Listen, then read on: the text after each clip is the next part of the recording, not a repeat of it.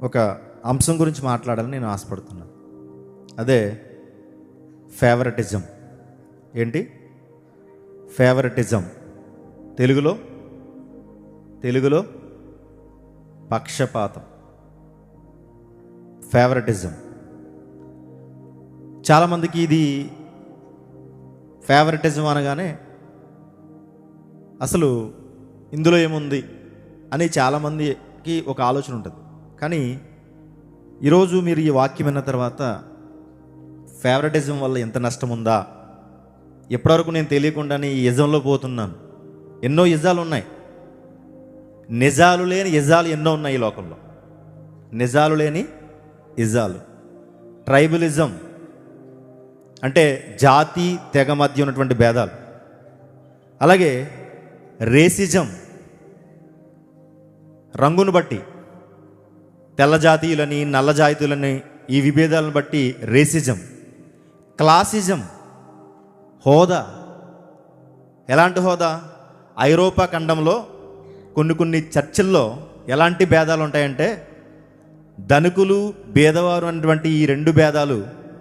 ఈ ధనికులైన వారు ఏం చెప్తారంట వాళ్ళకి, మీరు చర్చికి రావాలంటే, సంఘానికి రావాలంటే పాప క్షమాపణ పత్రాలు ఇవ్వాలి, అలాగే మీరు చర్చిలో వెనక వైపు కూర్చోవాలి, అంటే వెనక వరుసల్లో కూర్చోవాలి. దీన్నే క్లాసిజం అంటారు. అంటే హోదాను బట్టి చర్చికి రావడం. ఇంకా ఎన్నో యజాలు ఉన్నాయి. నేషనలిజం అంటే దేశాల మధ్య భేదాభిప్రాయాలు. లీగలిజం. ఇక మాట్లాడుకుంటూ పోతే అన్ని యజాలే. కానీ వాట్ ఈజ్ నిజం? వాట్ ఈజ్ నిజం?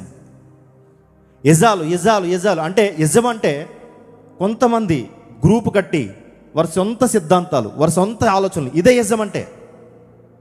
అలాంటి యజాలలో ఈరోజు చాప కింద నీరులా సంఘాలలో కూడా చొరబడి సంఘాలను చీల్చుతున్నటువంటి ఈ యజమే ఫేవరెటిజం.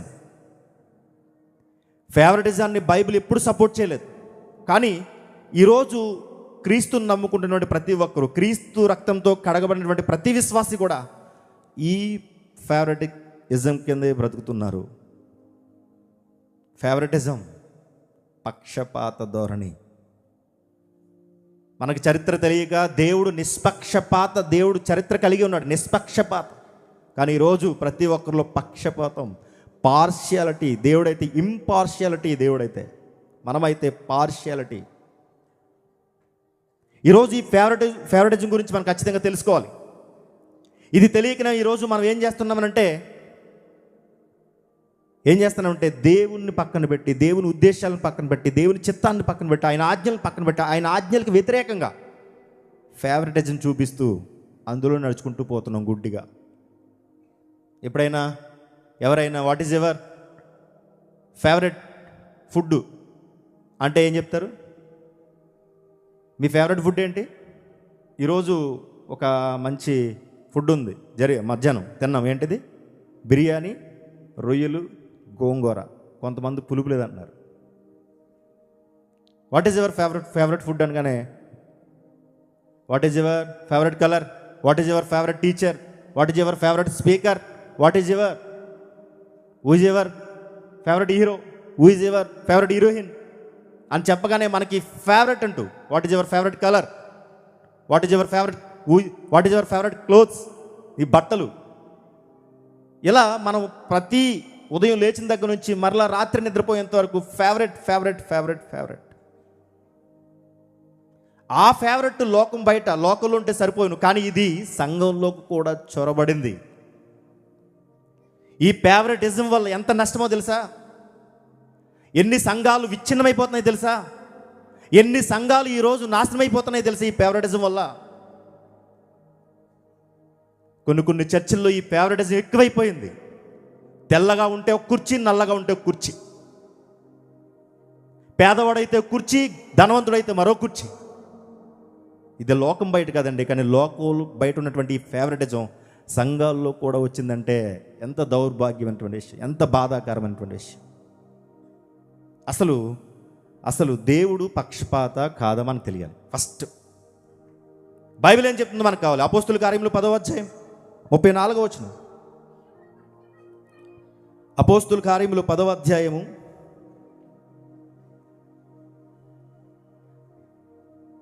34వ వచనం. దేవుడు పక్షపాతి కాడని నిజముగా గ్రహించి ఉన్నాను. దేవుడు పక్షపాతి కాదు. దేవుడు పక్షపాతి కాదు. రోమీయులకు రాసిన పత్రిక 2వ అధ్యాయం 11వ వచనంలో దేవునికి పక్షపాతము లేదు, ధర్మశాస్త్రము లేక పాపము చేసిన వారందరూ ధర్మశాస్త్రము లేకే నశించెదరు. దేవుడికి పక్షపాతం లేదు. మరి దేవుడికి పక్షపాతం లేనప్పుడు, దేవుడు పక్షపాతి కానప్పుడు ఎందుకు సంఘములో ఉన్నవారు పక్షపాత ధోరణితో ఉంటున్నారు? ప్రశ్న. దేవుడు పక్షపాతి కాదన్నప్పుడు, దేవుడికి పక్షపాతం లేదని వాక్యాలు మనం చూసినప్పుడు ఎందుకు మన సంఘంలో ఉన్నవారు పక్షపాత ధోరణితో ఉంటున్నారు?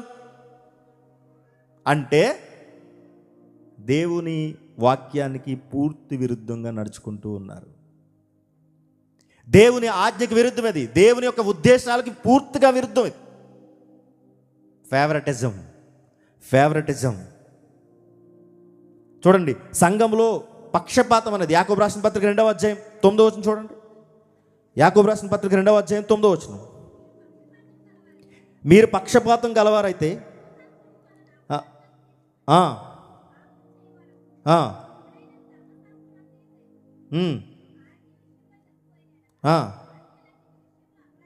చూసారా, సంఘానికి చెప్తూ యాకోబు రాసిన పత్రికలు అంటున్నాడు పక్షపాతం. సంఘానికి ఏముండకూడదంట? పక్షపాతం ఉండకూడదు. లోకంలో ఫేవరెట్ ఫుడ్ అనగానే బిర్యానీ అంటాడు. ఒకడు అంటాడు నల్లిగోస్ బిర్యానీ అంట. నల్లిగోస్ అంటే దుమ్ములు బిర్యానీ మాట. అది సాధారణంగా మనం భోజనం చేసిన తర్వాత దుమ్ములు పక్కన పెడతాం. ఆ దుమ్ముల్ని వాడు ఏం చేస్తాడు, ఫ్రై చేసి దుమ్ములు బిర్యానీ, దాన్ని నల్లిగోస్ బిర్యానీ.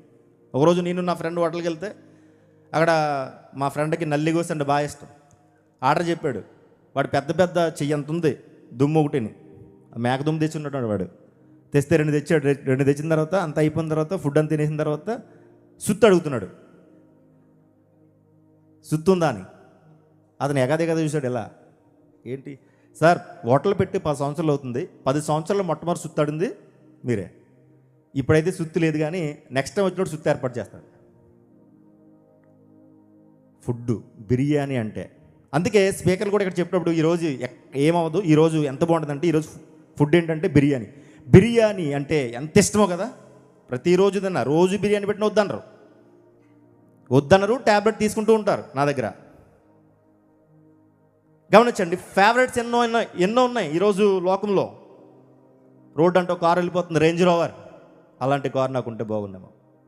రోడ్ అంటే వెళ్ళిపోతూ ఉన్నప్పుడు ఒక పెద్ద బిల్డింగ్ కనబడుతుంది. ఇలాంటి బిల్డింగ్ నేను ఎప్పుడు కడతాను? నా ఫేవరెట్ కలర్, నా ఫేవరెట్. కానీ సంఘంలోకి వచ్చేసరికి ఏమైపోతుంది అని అంటే, సంఘంలో కూడా ఈ ఫేవరెటిజం ఎక్కువైపోయింది. ఈ ఫేవరెటిజం ఎక్కువైపోవడం వల్ల ఏం జరుగుతుంది? చరిత్రలో బైబిల్లో ఏమైనా జరిగిందా అని చూస్తే చరిత్రలో చూడండి, ఆదికాండం 25వ అధ్యాయం 28వ వచనం. ఆదికాండం 25వ అధ్యాయం 28వ వచనం. ఇస్సాకు యాసావు తెచ్చిన వేట మాంసమును తినుచుండెను గనుక అతను ప్రేమించును, రిబ్కా యాకోబును ప్రేమించును. ఇస్సాకు రిబ్కా ఫ్యామిలీ, వీళ్ళ పిల్లల పేర్లు యాసావు, యాకోబు. ఇస్సాకు ఎవరిని ప్రేమించాడంట? యాసావును ప్రేమించాడు. రిబ్కా ఎవరిని ప్రేమించింది? అదేంటి? తల్లిదండ్రులైన వారికి ఇద్దరు సమానమే కదా. తల్లిదండ్రులైన వారికి ఇద్దరికి సమానమే. ఇప్పుడు ఏం రాయబడాలి? ఇస్సాకు రిబ్కా యాసావు యాకోబును ప్రేమించారంటే బాగున్ను. కానీ ఇస్సాకు అంట యాసావును ప్రేమించాడంట, రిబ్కా అంట యాకోబును ప్రేమించాడంట. ఆ ప్రేమ ఏదైతే ఉందో ఆ ప్రేమే వాళ్ళిద్దరూ ఇడిపోవడానికి కారణం అయ్యింది. దాన్నే ఫేవరెటిజం అంటారు. మనం బహుశా చాలా సందర్భాలలో మన పిల్లలను కూడా ఎలా ప్రేమిస్తామేమో. ఒక తండ్రి కొడుకు తనలో లేకపోవడంతో కొద్దిగా ఒక 90% వరకు ప్రేమించి 10% పక్కన పెట్టి తన కూతురు తనలా ఉందని, తన రూపం కలిగి ఉందని ఒక కూతుర్ని ఎక్కువ ప్రేమించాడు అనుకోండి. That is partiality, that is favouritism. ఆ చిన్నవి తల్లిదండ్రులన్న వరకు ఏం పర్లేదు అనుకుంటారు. కానీ అవి పెద్ద అయిన తర్వాత ఏం జరుగుతుంది తెలుసా? ఎక్కువ సార్లు అంటది, నేనంటే కొడుకు అంటాడు, నేనంటే నాన్నకి ఇష్టం ఉండదు, నా చెల్లి అంటేనే ఇష్టం. ఈ పదాలు మీకు వినిపిస్తాయి కదా కొన్నిసార్లు చిన్నోడికి మంచి డ్రెస్సు, పెద్దోడికి తక్కువ రేటు. ఎందుకంటే అలా ఉంటుంది. గమనించండి, ఇలాంటి పార్షియాలిటీ, ఇలాంటి ఫేవరెటిజం వల్ల ఆ రోజు ఇస్సాకు ఆ రెబెకా ఏం చేశారంటే, ఇస్సాకేమో యాసావును, రెబెకామో యాకోబును ప్రేమించడం వలన చూడండి ఏం జరిగిందంటే ఫేవరెటిజం, ఆ ప్రేమ ఏదైతే ఉందో ఆ ప్రేమ అని మనం అనుకుంటాం మన భాషలో, కానీ వారు ప్రేమను చూపించారు. ఆ ప్రేమ ఏదైతే ఉందో ఆ ప్రేమ వారిని విడిపోయేలా చేసింది.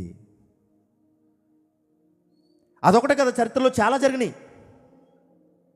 యాకోబు ఏం చేస్తాడో తెలుసా, అన్నలు కాకుండా తమ్ముడు అంటే ఒక చిన్న కొడుకు, రాహేలు కొడుకు ఎవరు, యోసేపు కంటే ఒక విచిత్రమైన చొక్కా కుట్టించాడు. విచిత్రమైన చొక్కా యోసేపుకి ఎందుకు కుట్టించాలి, అన్నలు కుట్టించచ్చు కదా అందరితో పాటు కలిపి సమానంగా.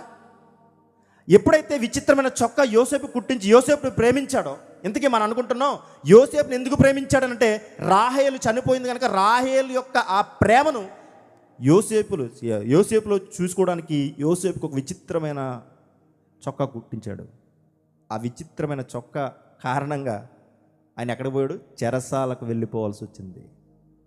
కొన్నిసార్లు మనం చేసేటువంటి మిస్టేక్స్ మన పిల్లల మధ్య అగ్ని పుట్టిస్తాయి, మన పిల్లల మధ్య విభేదాలను పుట్టిస్తాయి. అందుకే పెద్దదిన తర్వాత అమ్మ నువ్వు చూసుకో, నాన్న నేను చూసుకుంటా, అంతే కదా, అమ్మ నువ్వు చూసుకో, నాన్న నేను చూసుకుంటా. అందుకే కొంతమంది కొడుకులు చూడండి అమ్మను బాగా చూస్తారు, నాన్నని బాగా చూడరు, పనిచేసుకుంటారు. చిన్నప్పుడు నువ్వు ఎలాగైతే ఈ ఫేవరెటిజం కారణంగా, ఈ ప్రేమ ఏదైతే అనుకున్నా ఆ ప్రేమ కారణంగా వారి మధ్య ఎలాంటి అయితే చిన్న చిన్న భేదాభిప్రాయాలు పుట్టించావో, పెద్ద అయిన తర్వాత వారు ఏం చేస్తారంటే మిమ్మల్ని కూడా పంచుకుంటారు.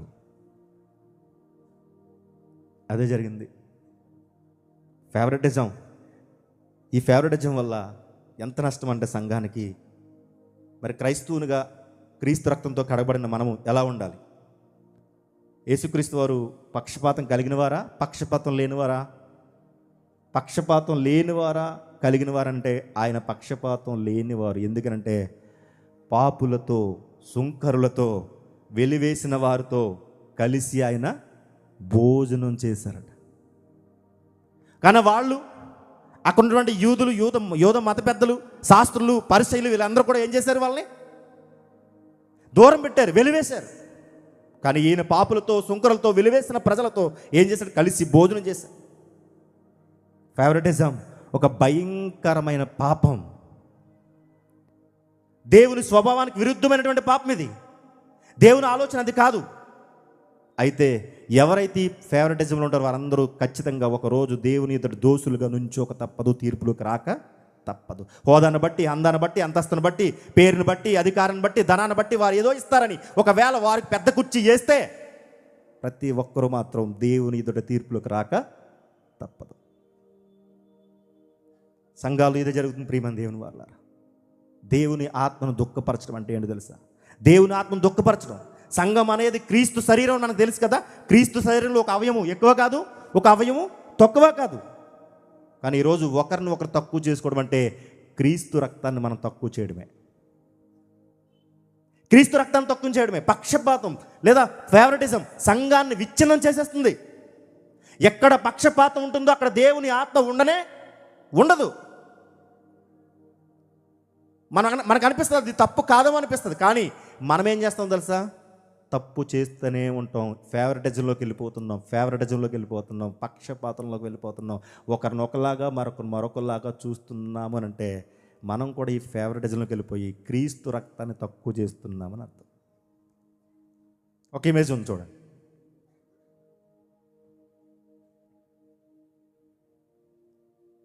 చూసారా? ధనవంతుడు ఒక పక్క, ఇంకోటి ఉంటుంది. Don't show favouritism as you hold on to the faith in our glorious lord Jesus Christ. యాకోబు రాసిన పత్రిక 2వ అధ్యాయంలో ఈ మాట ఉంటుంది, 1-4 వచనాల్లో. Don't show favouritism in the church. Don't so. నీ పక్షపాతాన్ని చర్చిలో చూపించొద్దు. ఇప్పటికే లోకంలో నువ్వు పక్షపాత ధోరణితో బ్రతుకుతున్నావు, కానీ అదే పక్షపాతాన్ని చర్చిలోకి, సంఘంలోకి తీసుకురాకూడదు. Don't show favouritism. యాకోబు రాసిన పత్రికలో క్లియర్గా చెప్తున్నాడు 2వ అధ్యాయం 1వ వచనంలో, నా సహోదరులారా, మహిమా స్వరూపియగు మన ప్రభు అయిన యేసుక్రీస్తుని గూర్చి విశ్వాస విషయంలో మోమాట గలవారై ఉండకుడి. ఎలాగనగా బంగారు ఉంగరం పెట్టుకుని ప్రశస్త వస్త్రములు ధరించుకున్న ఒకడు మీ సమాజ మందిరంలోకి వచ్చినప్పుడు మురికి బట్టలు కట్టుకున్న దరిద్రుడు లోపలికి వచ్చిన ఎడల మీరు ప్రశస్త వస్త్రములు ధరించుకున్న వాడిని చూచి సన్మానం, నీవు ఇక్కడ మంచి స్థలమందు కూర్చుండమని చెప్పి ఆ ధరంతో నీవు ఇక్కడ నిలువుము, లేక ఇక్కడ నా పాదపీఠమును దిగుమును కూర్చుండమని చెప్పిన ఎడల మీ మనసులలో భేదములు పెట్టుకుని మీరు దురాలోచనతో విమర్శ చేసిన వారు అగుదురు కాదా? ఎవడైనా బంగారం ఉంగరం పెట్టుకుని బంగారాలు వేసుకుని మెడలో చైన్లు 3 చైన్లు వేసుకుని వస్తే రండి సార్ అని చెప్పి పక్కన కూర్చేసి అదే ఒక బట్టలు లేకుండా మురికి బట్టలతో ఎక్కడో పనిచేస్తున్నాం దూరం పెడితే that is favouritism, that is పక్షపాతం. సంఘాల్లో ఇది చాపకంద నీరులో వచ్చేస్తుంది, చాపకంద నీరులో వచ్చేస్తుంది. అందుకో చూడండి అక్కడ అన్న డోంట్ సో ఫేవరెటిజం, పక్షపాతం చూపించొద్దు. అందరూ క్రీస్తు అవయవాలై ఉన్నారు. దేవుని దగ్గర ధనికుడికి ఒక సీటు, పేదవాడికి మరో సీటు అని ఉంటుందా? దేవుని సంఘంలో ధనికుడికి ఒక సీటు, పేదవాడికి ఒక సీటు అని ఉందా? లేనే లేదు కదా. మరి ఏంటి అంటే ఇది క్రీస్తు నేర్పిన పాఠం కానే కాదు. కానీ కొంతమంది సంఘానికి నేర్పుతున్న పాఠాలు ఏంటో తెలుసా?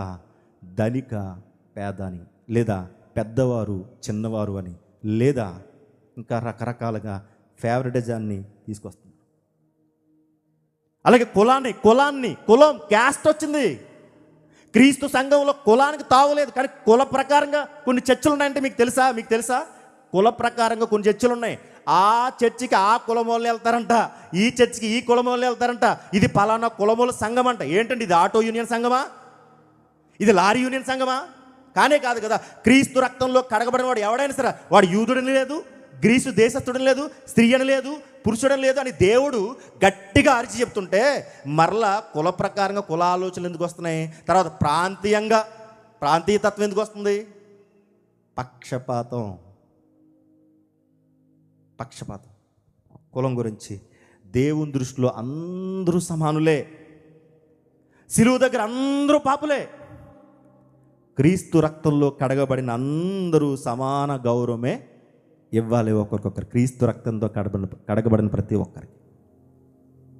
కానీ పక్షపాతం రాజరిక కాలంలో, చరిత్రలో రాజరిక కాలంలో ఏం జరిగిందంటే ఈ రాజులు ఎవరైతే ఉన్నారో ఈ రాజులు మదమెక్కి అధికార దాహంతో వారి స్వార్థ చింతనతో వారు అనుకున్న వారికి ఎక్కువ ఫేవర్గా తీర్పులు తీర్చారు. అందుకే దేవుడు ప్రవక్తలు పంపించి ఇది నువ్వు చేస్తున్న తప్పని ఆహాబు లాంటి వాళ్ళని ఇంకా ఎంతమంది రాజులు దేవునికి వ్యతిరేకంగా నడుచుకున్నారు వారందరినీ గద్దించడం లేదా? ఈ రాజరిక కాలంలో రాజులందరూ ఏమైపోయారు?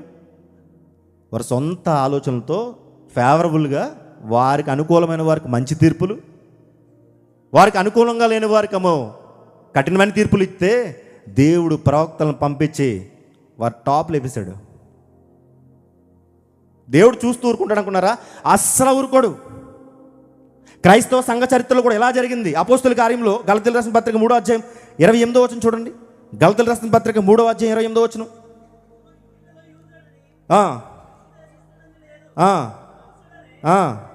అంటే ఏం జరుగుతుంది అక్కడ? ఎందుకు ఈ మాట రాయించాడు గలతీయులకు రాసిన పత్రికలో? అక్కడ ఏం జరుగుతుందంట?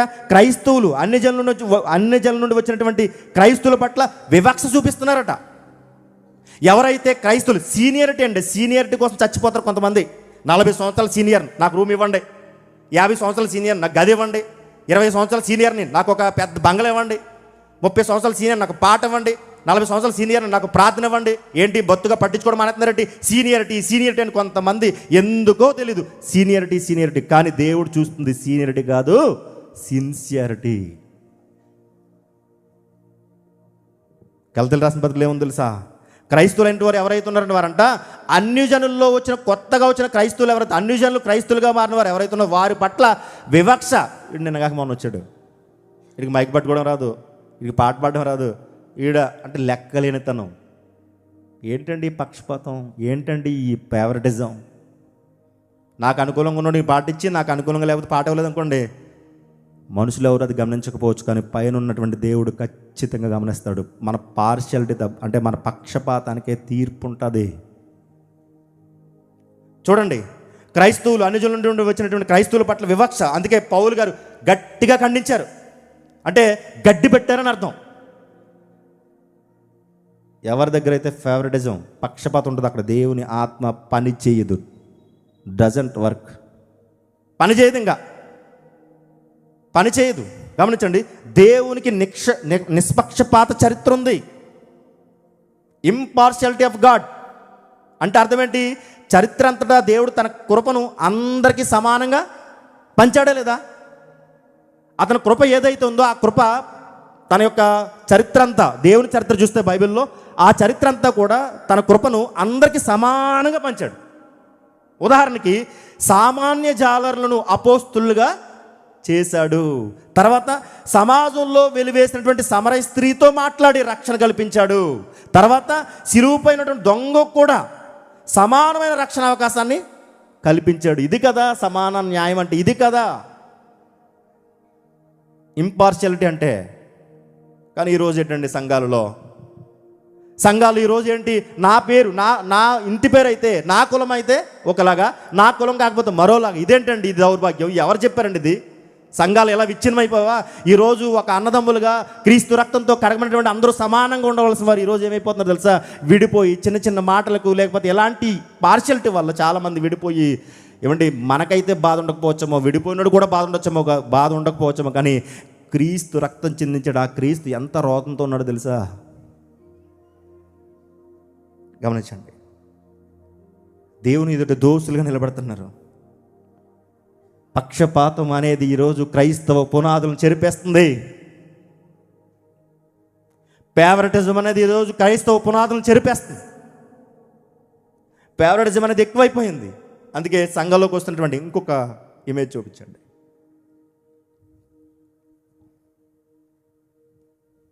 చూసారా? ఒక పక్కన ధనవంతుడు, మరో పక్కన పేదవాడు. వాళ్ళిద్దరికీ బైబిల్ ఉంది, వాళ్ళిద్దరికీ ఆ వెలుగు చూసారా పక్కన సైడ్ ఇలా క్రాస్గా, అది సమానంగా ధనవంతుడి దగ్గరికి వెలుగెళ్తుంది, పేదవాడి దగ్గర కూడా వెలుగెళ్తుంది. అంటే దేవుడు పక్షపాత కాదు, నిష్పక్షపాతి, ఇంపార్షియాలిటీ ఆఫ్ గాడ్. కానీ ఈరోజు ధనవంతుడైతే వాడి దగ్గరికి వెలుగు ఎక్కువ వెళ్తుంది, మన దగ్గర అయితే పేదవాడైతే వాడి దగ్గరికి వెలుగు.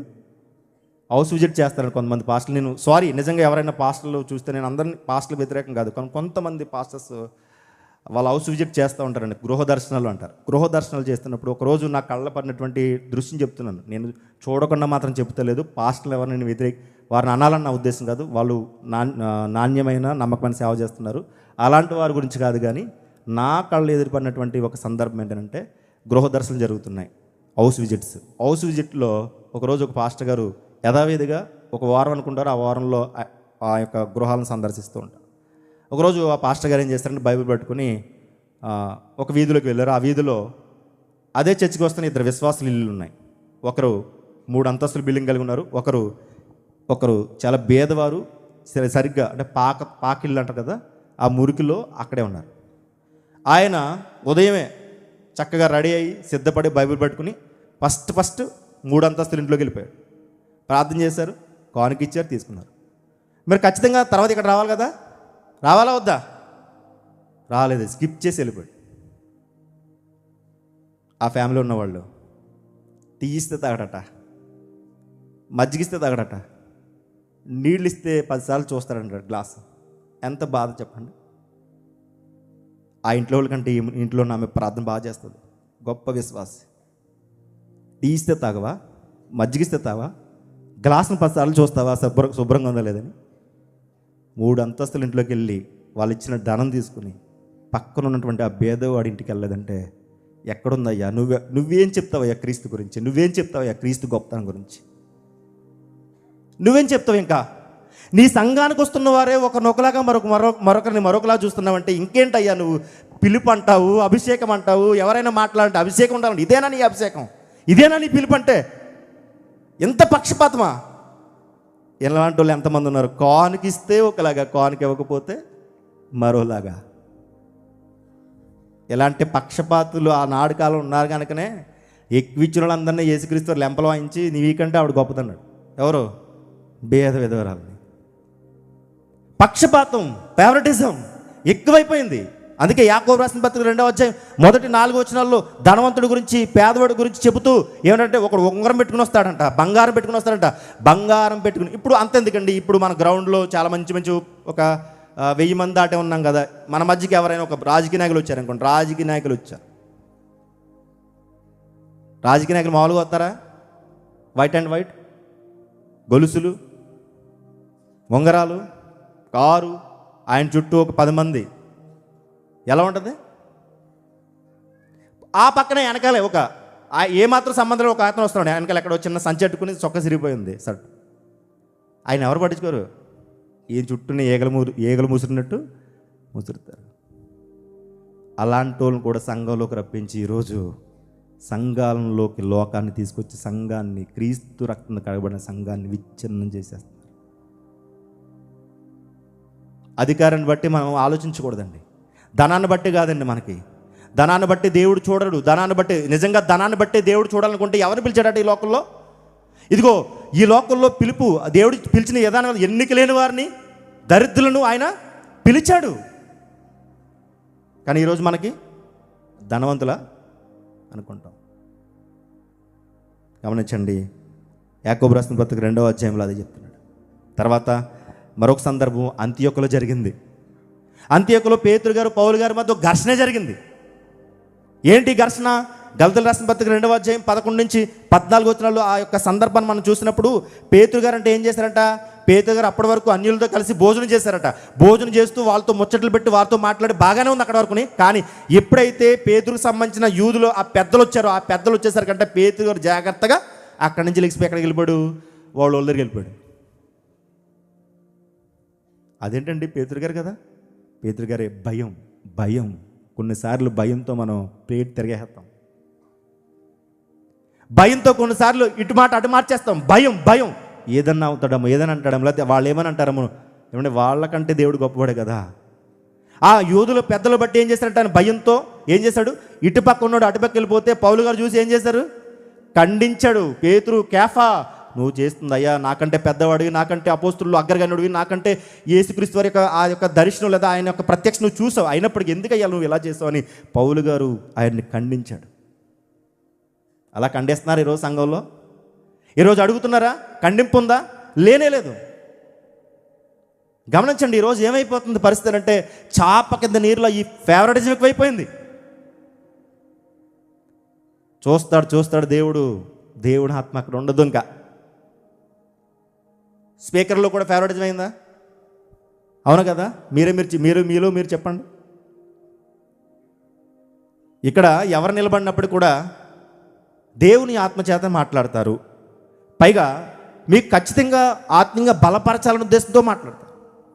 ఎవరు చెప్పినా విన్నవాడే దేవుని ఉద్దేశం కలిగిన వాడు. ఎందుకంటే ఎవరితోనైనా దేవుడు మనతో మాట్లాడతాడు. కానీ ఈరోజు ఆయన మాట్లాడితే అప్పుడు వెళ్దాంలేండి, ఈరోజు బయట ఒక టీ కూడా వద్దాం. పార్షియాలిటీ, పక్షపాతం. మార్నింగ్ 10కి స్టార్ట్ అవుతే 10కి వచ్చి మరలా ఈవినింగ్ అయిపోయే వరకు అక్కడే కూర్చుని, ఒకవేళ మధ్యలో బ్రేక్ ఇస్తే వెళ్ళి మరలా వచ్చి అక్కడే కూర్చుని అందరు చెప్పిన మాటలు విని వాళ్ళే నెంబర్ 1 అవుతారు, వాళ్ళే గొప్పవారు అవుతారు, వాళ్ళే అలాగే వినే రాసుకునే ఈరోజు ఇక్కడికి నుంచి మాట్లాడుతున్నాం. ఎవరు చెప్పినా విన్నాం కాబట్టి ఈరోజు ఇంతమంది దగ్గర మాట్లాడే అవకాశం దేవుడు మాకు ఇచ్చాడు. పక్షపాతం ఉండకూడదు. గమనించండి, అపోస్తుల కార్యంలో 6వ అధ్యాయం 1 నుంచి ఆ సందర్భం చూసినప్పుడు మరలా ఇంకో సందర్భం ఇది ఏంటంట? నిత్యం జరిగేటువంటి ఆహార పంపిణీ, భోజనాలు. ఎక్కడ చూసినా భోజనాల్లోని గొడవలు ఎక్కువ. భోజనాల్లోని ఎక్కువ గొడవలు జరుగుతాయి చూసారా? అప్పుడప్పుడు జేమ్స్ అని అంటుంటాడు వాక్యంలో, భోజనాలు పెట్టాడు కూర దాచేస్తుంటారు కొంతమంది. కూర వెజ్ అయితే దాయర్లేండి, నాన్ వెజ్ అయితే ఖచ్చితంగా అందులో స్పెషల్ ఉంటాయి కదా. కందనకాయలు, తర్వాత గుండెకాయలు ఏముంటాయి సరే. గుండెకాయలు మీరు ఎట్టిపోతే మరి ఎక్కడ పరిస్థితి ఏంటి? కందనకాయలు మీరు ఎట్టిపోతే మరి ఎక్కడ పరిస్థితి ఏంటి? ఆ కిల్లీలు మీరు ఎట్టిపోతే ఎక్కడ పరిస్థితి ఏంటి?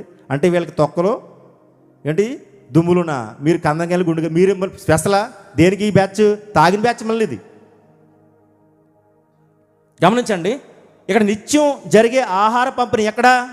అపోస్తుల కార్యంలో ఒక సందర్భం, నిత్యం ఆహార పంపిణీ జరుగుతుందంట. అక్కడ ఎవరెవరు ఉన్నారంట? గ్రీకు భాష మాట్లాడేటువంటి విధవరాళ్ళు, అంటే భర్త చనిపోయినటువంటి ఆ స్త్రీలు ఉన్నారట, గ్రీకు భాష మాట్లాడేవారు. అలాగే ఎబ్రీ భాష మాట్లాడేటువంటి స్త్రీలు ఉన్నారట. వీరు వారు ఉన్నప్పుడు అంటే ఏం చేస్తారంటే, కొంతమంది ఆహారం వడ్డించేవారు ఏం చేస్తారంట, వీళ్ళ మా వాళ్ళు. ఒక మాట ఉంటుంది లోకల్, ఒక సామెత ఏంటిది, వడ్డించేవాడు మనోడైతే కాడ కూర్చుని పరదంట, వడ్డించేవాడు మనోడైతే చివరి కూర్చున్నా అంటే వాడు దాచుంచుతాడని, దొంగ బుద్ధిది, దాచుంచుతాడు వాడికి. మరి ఫస్ట్ వచ్చిన పరిస్థితి ఏంటి, ముందున్న పరిస్థితి ఏంటి, ప్రార్థన మానేసి ప్రార్థన చివరిలో ఉండకుండా వెళ్ళిపోయిన పరిస్థితి ఏంటి. నేను చూస్తున్నాను చాలామందిని ప్రార్థన చేస్తున్నాడు లేదు అంటే ఎందుకు, త్వరగా వెళ్ళిపోతే త్వరగా తినేసి పక్క పోదాం, వెళ్ళండిలే పర్లేదు. గమనించండి, అంటే వడ్డించేవాడు మనోడైతే కడమ కూర్చున్నా పర్వాలేదంటువంటి సామెతలు తీసుకుని వీళ్ళు ఏం చేస్తారంట, వాళ్ళైన వారికి జాగ్రత్తగా వడ్డిస్తున్నారు. పైగా గ్రీకు భాష మాట్లాడే, గ్రీకు అనగానే అన్యులు అని అర్థం. అన్యుల్లో ఉన్నటువంటి ఆ విధవరాలు అంటే కొత్తగా క్రైస్తవుల్లోకి వచ్చిన వారు మాత్రం అన్యాయం చేస్తున్నారు, చేసి వారికి సరిగ్గా వడ్డించలేదండి. అప్పుడు ఈ అపోస్తులు ఇది గమనించి ఇది ఇప్పటి నుంచే పాకిందా, సంఘమే విచ్ఛిన్నమైపోద్దన్న ఉద్దేశంతో వెంటనే గమనించి, గొప్పోళ్ళు కనుక దేవుని ఆత్మతో నడిపింపబడుతున్నవారు కనుక ఆత్మ సహాయం వారికి ఉంది కనుక వెంటనే అది గుర్తించగలిగారు. ఈరోజు సంఘంలో ఉన్నది ఇది గుర్తించి దానికి వెంటనే ట్రీట్మెంట్ చేయాలి ప్రతి సేవకుడు, ప్రతి నాయకుడు కూడా. కానీ అది లేదే. నేటి సంఘాల్లో ఈ పార్షాలిటీ ఎక్కువైపోతున్నాం తప్ప దాన్ని కట్ చేసేటువంటి సేవకులు లేరు కదా. వాళ్ళు గుర్తించారంట. గుర్తించి వెంటనే 7 దైవభక్తి కలిగినటువంటి మనుషులు అంటే యవనస్తులు 7, అందులో ఒకరు స్టెఫన్ గారు. ఎవరంటే వాళ్ళని ఏమంటారంటే డెకాన్లు అంటారు. డెకాన్స్ అంటే ఆ యవనస్తులు దేని కొరకు నియమింపడ్డారట, ఆరోగ్య పంపిణీ కొరకు. ఆహారాన్ని వడ్డించడానికే ఆత్మీయత ఉంటే ఈరోజు ఆహారం వడ్డించేవారు పరిస్థితి ఏంటి. సంఘాల్లో చూడండి, సంఘ పెద్ద ఏం చేస్తారండి, సంఘ పెద్ద 4 ఉంగరాలు పెట్టుకుని వస్తాడండి. ఒకరోజు ఒక చర్చికి వెళ్ళామండి, పెద్ద చర్చ్, అది చాలా పెద్ద చర్చ్, 2000 మంది ఉంటారు. అందులో పెద్ద అంట ఆయన 3 చైన్లు వేసుకొచ్చాడండి. ఒక్కొక్క చైను పలుపుతాడంతా. దూడల్ని ఆవుల్ని మేకలు కడతాం కదా, అలాంటి చైన్ వేసుకొచ్చాడు 3 అలాంటి. ఈ చేతికి ఒక కడియం, కుదిరితే కాలుకి వేసుకోలేదు, కాలు కూడా వేసుకుంటాడు. ఒక పెద్ద ఉంగరాలు, బంగారం రేటు అసలు పెరిగిపోయింది. ఈ చేతికి 4 ఉంగరాలు, కాళ్ళు ఏళ్ళకి పెట్టుకోవడం చుట్టులాగా, లేదా దానికి వేసుకుంది. ఇంత బంగారం మోసుకొచ్చాడండి. వచ్చి సంఘ పెద్ద అంటే ప్రార్థనిచ్చారు ఆయనకి. ప్రార్థన చేస్తున్నాడు ఆయన. ప్రభువా ఏమని ప్రార్థన చేస్తున్నాడు ఆయన ప్రార్థనలో ఒక మాట, నేడు అనుదిన ఆహారం నాకు దయచేయి. ప్రార్థన చూడండి, నేడు అనుదిన ఆహారము నాకు దయచేయి అంటే ఏంటి, ఏమీ లేనాడువా, ఏమీ లేనాడైతే చేసే అర్థం ఉంది. నువ్వేంటి ఇంత బంగారం పెట్టుకుని నేడు అనుదిన ఆహారం నాకు దయచేయి. భక్తి లేని వారు పెద్దలు, భక్తి లేని వారు ఈరోజు సంఘాలలో చాలామంది భక్తి లేని వారు ఈరోజు ఏమైపోతున్నారు, సంఘాల్లో పెద్దపేట. ఇక్కడ భోజనం వడ్డించడానికి ఎవరిని పెట్టారంట, దైవభక్తి కలిగినటువంటి 7 డెకన్స్ యవనస్తులను పెట్టారంట. వాళ్ళు నియమించి అప్పుడు పక్షపాతం అనే మహమ్మారిని తోలేశారు బయటకి. ఫేవరెటిజం తీసి పడేశారు. మా స్త్రీలు మా వాళ్ళు ఒక ముక్క ఎగస్టేద్దాం, ఒక బంతిలో ముందుగా కూర్చుని పెడదాం, ప్లేట్లు అందించేద్దాం అని మా వాళ్ళు మా స్త్రీలు మా వాళ్ళు, మా కుటుంబం, మా వంశం, మా జాతి, మా కులం, మా చర్చ్, మా ప్రాంతం, ఇలా అన్ని భేదాలు చూసుకుంటూ ఈ పక్షపాతం ఉన్నటువంటి ఈ సంఘాలకు డెకాన్స్ నియమించి వెంటనే పక్షపాతాన్ని కట్ చేశారు. ఈ పక్షపాతం చిన్నదనుకోకండి, పాకేస్తుంది. ఇది క్యాన్సర్ రోగం పాకినట్టుగా ఈ సంఘాలలో ఈ పక్షపాత ధోరణి పాకేస్తుంది. పార్షియాలిటీ లేదా ఫేవరెటిజం. దీనివల్ల సంఘం అనేది విచ్ఛిన్నం అయిపోతుంది చూసారా, సంఘాలు విడిపోతున్నాయి చూసారా, సంఘాలు సెపరేట్ అయిపోతున్నాయి చూసారా, సంఘాలలో మనస్పర్ధలు వచ్చి వాళ్ళు ఏం చేస్తారంటే మరలా లోకంలోకి వెళ్ళిపోతున్నారు. కారణం ఫేవరెటిజం. చెప్పే నాయకులు కూడా ఫేవరెటిజాన్ని సపోర్ట్ చేస్తున్నారు వారికి తెలియకుండానే. సంఘాన్ని నడిపించేటువంటి నాయకులు కూడా ఫేవరెటిజాన్ని సపోర్ట్ చేయడం వల్ల సంఘాలు కూడా విడిపోతున్నాయి, విచ్ఛిన్నం అయిపోతుంది. ఎంతవరకు ఇది కరెక్ట్ ప్రియమైన దేవుని వాళ్ళారా? ఎంతవరకు దేవుని యొక్క వాక్యం సపోర్ట్ చేస్తుంది? క్రీస్తు యొక్క త్యాగాన్ని ఒకసారి అర్థం చేసుకోండి, క్రీస్తు హృదయాన్ని ఒకసారి అర్థం చేసుకోండి. ఐక్యత కోసం ఆయన రోదన, సిలువుపై చిందించిన రక్తం ఏదైతుందో ఆ రక్తం యొక్క రంగు ఒక్కటే. ధనికుడికి ఒక రంగు, పేదవాడికి ఒక రంగు కాచాడు ఆయన. ధనికుడికి పసుపు, పేదవాడికి ఎరుపు అని ఏదన్నా కలర్గా రక్తం కార్చాడా? పేదవాడైనా ధనికుడైనా ఇంక ఎవరైనా సరే అందరికీ కార్చాడు, రక్తం కార్చి అందరి కొరకు ఆయన ప్రాణం పెడేశాడు. కానీ ఈరోజు ఆయన రోదన ఎవరికి అర్థం కాలేదు, ఆయన బాధ ఎవరికి అర్థం కాలేదు, ఆయన ఏడుపు మన పక్షపాతం వల్ల, మన ఫేవరెటిజం వల్ల ఆయన దుఃఖపడుతున్నాడు. ఆయన అంటున్న మాట యోహాను సువార్త 17వ అధ్యాయం 21వ వచనం. యోహాను సువార్త 17వ అధ్యాయం 21వ వచనం. తండ్రి తండ్రి, ఆయన చూడండి ఎంత రోదంతో, ఎంత బాధతో, ఎంత హృదయ వికారంతో మాట్లాడుతుంటే, తండ్రి నేను వెళ్ళిపోతున్నాను తండ్రి, సంఘానికి బోధించిన ప్రతి మాటను బోధించాను, ఇదిగో నీవిచ్చిన నాకు పని, నీవిచ్చిన నా పనిని నేను అంతవరకు తుదమటి వరకు నేను చేశాను, చివరి వరకు చేశాను తండ్రి. ఒక మనవి నాయన, ఆ గెత్సేమనే తోటలో భారభరితమైన హృదయంతో, ఆ గెత్సేమనే తోటల్లో అలసిపోయినటువంటి ఆ జీవితంతో ఆయన మాట్లాడుతున్న మాట, తండ్రి మనము ఏకమై ఉన్నలాగున వారును ఏకమై ఉండవాలని కోరుచున్నాను.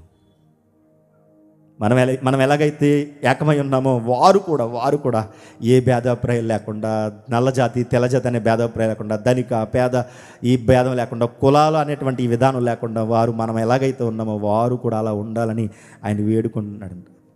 సంఘం మొక్కలవుతుంటే, సంఘం చెదిరిపోతుంటే మన హృదయం ఎలాగుందో తెలియదు, కానీ ఆయన హృదయం మాత్రం ఏడుస్తుంది, బాధపడు. ఇలా ఇడిపోవడానికండి ఆయన రక్తం కార్చింది, మన మొక్కలైపోవడానికి రక్తం కార్చింది, చిన్న చిన్న మాటలకి దూరం అయిపోవడానికి ఆయన రక్తం కార్చింది. అంటే ఆయన రక్తం ఎంత తక్కువైపోయింది. ఆయన రక్తం కంటే నీ యొక్క ఆ చిన్న మనస్పర్ధ ఎక్కువ. గమనించండి, ఆయన ఆలింగనం ఏదైతే ఉందో, ఆయన ఆలింగనంలో ఇలాంటి భేదాలు లేవు. యేసు తన పరిచర్యలో కుష్ఠరోగులను తాకాడు, పాపిని క్షమించాడు. గమనించండి, వ్యభిచారమందు పట్టబడిన వారిని ఆదరించాడు, వారు మార్పు కలిగేలా మాట్లాడాడు, సొంకూరలతో భోజనం చేశాడు. ఆలోచించండి, ఎటువంటి భేదాభిప్రాయం లేకుండా అన్నాడు ఆయన, ప్రయాసపడి భారం మోయిచున్న వారులారా నా యొద్దకు రండి అన్నాడా? ధనికులారా నా యొద్దకు రండి అన్నాడా? ధనికులారా నా యొద్దకు రండి అన్నాడా? ప్రయాసపడి భారం మోయిచున్న సమస్త జనులారా, సమస్త జనుల్లో ధనిక పేద ఎటువంటి కులం లేకుండా అందరూ క్రీస్తు రక్తంతో కడగబడిన ప్రతి ఒక్కరూ, క్రీస్తు రక్తంతో కడగబడని ప్రతి ఒక్కరు అందరూ రావాలి, ఆ పిలుపుని అందుకోవాలనేటువంటి ఉద్దేశం అన్నాడు. ప్రయాసపడి భారం మోయిచున్న వారులారా నా యొద్దకు రండి. దేవునికి లేని పక్షపాతం ఈరోజు మనకెందుకు చెప్పండి? దేవునికి లేని పార్షియాలిటీ ఈరోజు మనకెందుకు? సంఘములో ఎవరైనా మనకు సమానం, ఎవరైనా ఒకటే. అది దేవుని ఆలోచన. నా కులం, నా వంశం, నా కులం, నా వంశం, నా ఈక్వల్. ఇతను ఎంప్లాయ్, నేను ఎంప్లాయ్. ఇతను యవనస్తుడు, నేను యవనస్తుడు, లేదా ఇతను ఇది, లేదా అతను అది. ఇలా సంఘములో ఈరోజు ఏమైపోయిందంటే ఈ ఫేవరెటిజం ఎక్కువైపోయింది. ఈ ఫేవరెటిజం వల్ల సంఘాలు మొక్కలైపోయి దేవుని రక్తాన్ని కూడా విభజించేటట్టుగా మారిపోయాయి. అందుకే పౌలు గారి కాలంలోనంట కొంతమంది గ్రూపిజం, ఒకడంట అపోల్లో వాడు, కొంతమంది అంట అపోల్లో వారని, కొంతమంది కేఫా వారని, మరికొంతమంది క్రీస్తు వారిని. ఇలా అప్పుడే ఆయన ఇంకా మాట్లాడకముందు, ఆయన ఇంకా రాకముందు గ్రూపులు కడేశారు. గ్రూపులు కడేసి ఏం చేస్తారు? గ్రూపులు కడేసి నలుగురు ఏకమై ఒక సంఘం పెడేసి ఏం చేస్తారు? అక్కడి నుంచి మళ్ళీ ఇద్దరు ఇంకో సంఘం పెడేస్తారు.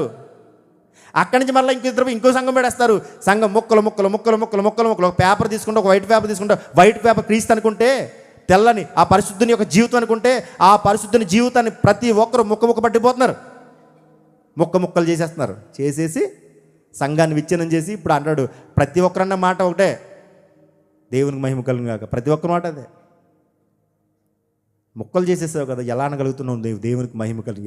ఎలా మహిమ పొందుతాడు? మొక్కలు చేసేసి నువ్వు దేవునికి మహిమ అంటే ఎలాగ ఆయన మహిమ పొందుతాడు? అందరూ కలిసి ఉంటేనే కదా ఆయన మహిమ. అందరూ కలిసి దేవుని చిత్తం నెరవేరుస్తేనే కదా ఆయన మహిమ.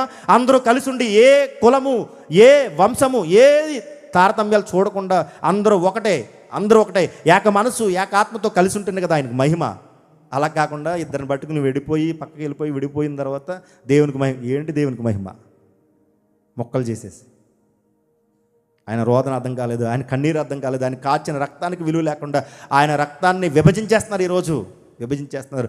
పార్టీలు ఎలాగైతే విభజన చేసుకున్నాయో, ఎలాగైతే సంఘాలు ఆటో యూనియన్లు విభజన చేసుకున్నాయో, లారీ యూనియన్లు విభజన చేసుకుంటున్నాయో, కొంతమంది బయట ఉన్నవారు సంఘాలు, పార్టీలు, లేకపోతే మిగతా వాళ్ళు ఎలాగైతే విభజన చేసుకున్నారో, ఈరోజు సంఘము, క్రీస్తు రక్తము చేత కడగబడిన సంఘము కూడా ఈరోజు విభజన చేసుకుని వీళ్ళ మా వాళ్ళు నలుగురుంటే చాలు, నా కులపోలు నలుగురు ఉంటే చాలు, నా ఇంటి పేరు నలుగురు ఉంటే చాలు, ఇది ఒక సంఘం, ఇది దేవుని సంఘం. ఏంటండి ఇది పక్షపాతం? ఏంటండి పార్షియాలిటీ? ఏంటండి ఫేవరెటిజం?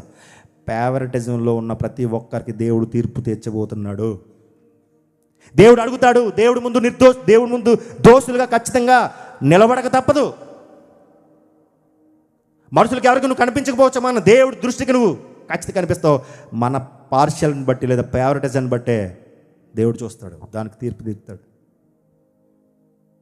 దేవుడు తీర్పులోకి తీసుకొస్తాడు. యోహాను సువార్త చివరిగా 13వ అధ్యాయం 34వ వచనం. యోహాను సువార్త చూడండి. మీరు ఒకరిని ఒకరు ప్రేమింపవలనని మీకు క్రొత్త ఆజ్ఞ ఇచ్చుచున్నాను. ఒకరికి ఒకరు ప్రేమింపవలను మీకు క్రొత్త ఆజ్ఞ ఇచ్చుచున్నాను. నేను మిమ్మల్ని ప్రేమించినట్టే మీరును ఒకరినొకరు ఒకరికొకరు. చూడండి, నిన్ను వలే నీ పొరుగు వారిని ప్రేమించాను. నిన్ను వలే. నీ పొరుగు వారు అంటే నీకేమర్థమైంది? నా కులవాడు. నీకేమర్థమైంది? నా ఇంటి పేరోడు. నీకేమర్థమైపోయింది? నా సంఘవాడు. ఏంటి నీ పొరుగువాడంటే? నీ కులవాడు కాదు. నీ పొరుగువాడు అంటే నీ ఇంటి పేరోడు కాదు. నీ పొరుగువాడు అంటే అర్థం ఏంటి? యేసుక్రీస్తు వారు నా వాళ్ళకే యూదులకే అన్నాడా? ప్రారంభంలో యూదులకి అవకాశం ఇచ్చిన చూడండి, యూదులు కూడా ఈర్ష్య, అసూయ ఏంటి తెలుసా వాళ్ళకి? మేము యూదులము, మీ దేవుని చేత మొట్టమొదటిగా పిలువబడిన వారు. కరెక్టే, మొట్టమొదటిగా పిలువబడ్డారు. మీరు ఆధిక్యత నిలబెట్టుకోలేదు. పిలవబడి మీరేం చేశారు? ఇతరుల మీద అజమాయిషీ చేయడం మొదలుపెట్టారు. దేవుడు ఏం చేశాడు? కొర్నేలటువంటి ఒక వ్యక్తిని ఎన్నుకుని అక్కడి నుంచి అన్యులకు సువార్తను తీసుకెళ్ళండి. దేవునిలో పక్షపాతం లేదండి.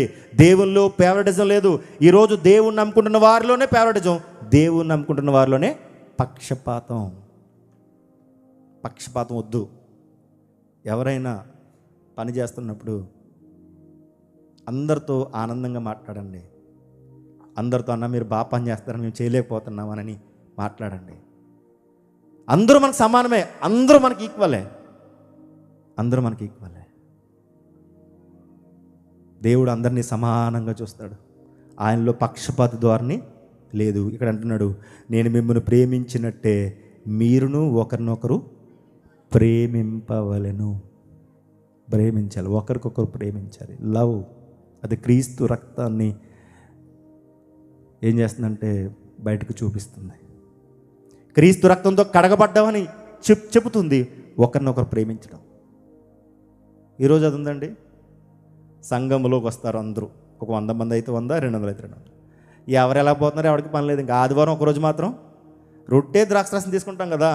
రొట్టె ద్రాక్షరసం తీసుకుంటున్న మనలో కనీసం ఎందుకు తీసుకుంటాం? ఆయన జ్ఞాపకం చేసుకోవడం అంటే చాలా మందికి ఇది అర్థం కాలేదు. ఆయన జ్ఞాపకం చేసుకోవడం అంటే ఆయన రూపం, ఆయన సిలువ, ఆయన మేకులు, ఇదా? ఆయన చెప్పిన మాటలు జ్ఞాపకం చేసుకోవాలి. సమాధానం లేకపోతే సమాధాన పడాలి. పక్క వారికి సహాయం చేసేటువంటి విధానం లేకపోతే నీకు తోచిన దాంట్లో లేదా కలిగిన దాంట్లో సహాయం చేయడానికి ముందుకున్నాడు. ఆయన మాటల ప్రకారం నడుచుకోవాలి. ఆయన జ్ఞాపకం చేసుకుంటే ఒకరిని ఒకరు ప్రేమింపవలెను. ప్రేమిస్తున్నారా? పక్షపాతం చూపిస్తున్నారా? మిమ్మల్ని అడుగుతున్న ప్రశ్న, మీరనుకోండి, ఎవరినైనా మీరు ప్రేమిస్తున్నారా? పక్షపాతం చూపిస్తున్నారా? మీ కుటుంబంలో, మీ బంధువుల్లో, మీ అన్నదమ్ముల్లో, మీ అక్క చెల్లెల్లో, లేకపోతే మీ రక్త సంబంధాలలో పక్షపాతం చూపిస్తున్నారా? ప్రేమిస్తున్నారా? ఈ సెమినార్ తర్వాత మీరు ఇంటికి వెళ్ళిన తర్వాత పక్షపాతం అనే పదం మన డిక్షనరీలో ఉండకూడదు. ప్రేమ అనే మాట మన డిక్షనరీలో ఉండాలి.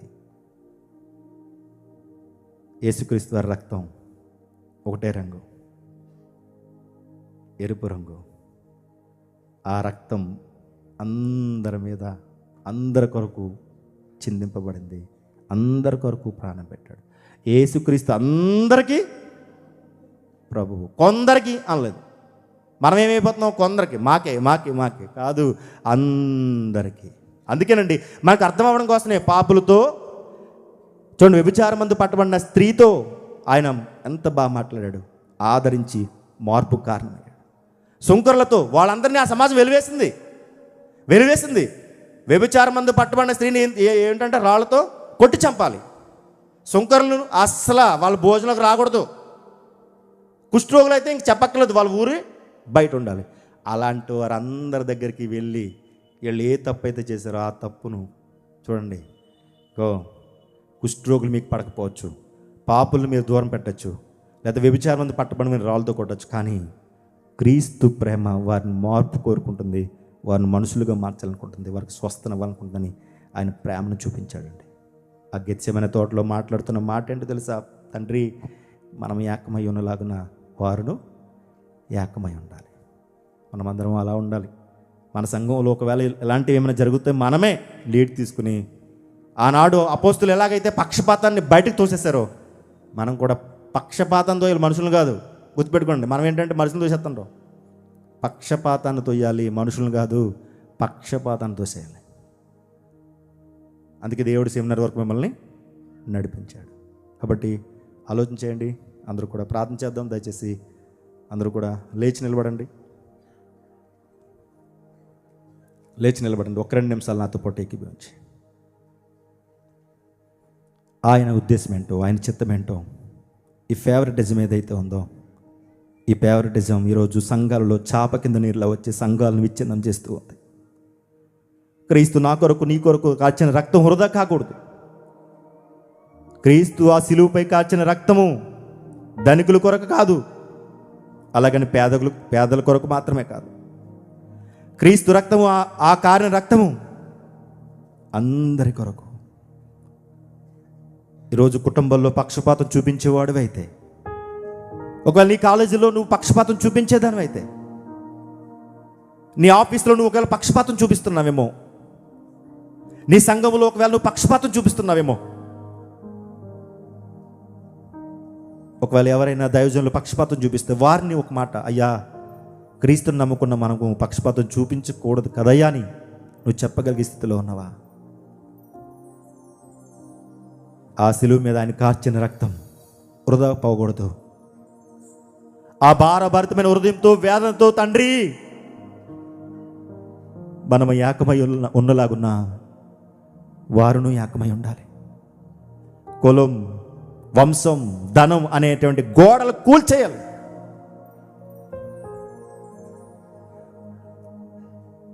మనమందరం ఒకటే కులం, సేవ చేసేవారైతే సేవకులం,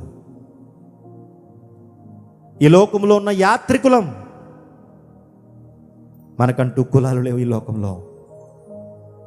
క్రీస్తు రక్తంతో కడగబడిన వాడు యూదుడని లేదు, గ్రీసు దేశస్థుడని లేదు, తారతమ్యమేమీ లేదు. ఆయనకి లేని భేదము, ఆయనకి లేని తారతమ్యం మనకెందుకు? ఆయన రక్తంతో కడగబడుతున్న మనమందరము ఆయన మాటకు విలువిద్దాం. ప్రభువా, ఈ రాత్రి నా హృదయంలో ఏదైనా పక్షపాతం ఉంటే నాయన తొలగించిన ఆయన. సంఘములో ఒకవేళ నేనే పాట పాడాలని మిగతా వారిని ఒకవేళ నేను సపోర్ట్ చేయకపోతే ఈ రాత్రి నేను మార్చుకోవాలి నా హృదయాన్ని.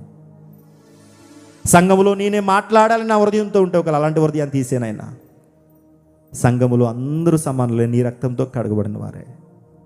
సహాయం దయచేయని నన్ను ప్రార్థన చేద్దాం. పరిశుద్ధ ప్రేమ కలిగిన మా ప్రియ పరలోకపు తండ్రి, మీ ఘనమైన అతి శ్రేష్టమైన నామమునకు వందనాలు, స్తుతులు, స్తోత్రములు దేవా. ఈరోజు ఫేవరెటిజం పేరుతో ఈరోజు సంఘములో క్రీస్తు రక్తంతో కడగబడిన ప్రతి ఒక్కరు విచ్ఛిన్నమైపోతూ ఉన్నారు, విడిపోతూ. కొంతమంది అయితే లోకంలో కలిసిపోతున్నప్పుడు చాలా బాధ వేస్తుంది. నాయనా, క్రీస్తు రక్తంలో కడగబడిన మా చిన్న చిన్న విషయాలకు దేవా విడిపోకుండా, సాతానికి అవకాశం ఇవ్వకుండా ప్రభు ఒకరికొకరు బుద్ధి చెప్పుకుని ఒకరినొకరు ప్రేమించుకుని ప్రభు సంఘములో ముందుకు సాగుటకు సహాయం దయచేయి. నా తర్వాత ప్రభు దైవజనుల ద్వారా చక్కని విషయాలు మా ఆత్మీయ జీవితాలు మేల్కొల్పే విధంగా మాట్లాడమని మహిమ, ఘనత, ప్రభావములు మీకు చెల్లిస్తూ ఈ ప్రార్థన మీ ప్రియకుమారుడు మా రక్షణ యేసుక్రీస్తు ఉన్నతమైన నామమున సమర్పిస్తున్నాము తండ్రి. ఆమేన్. అందరికీ వందనాలు.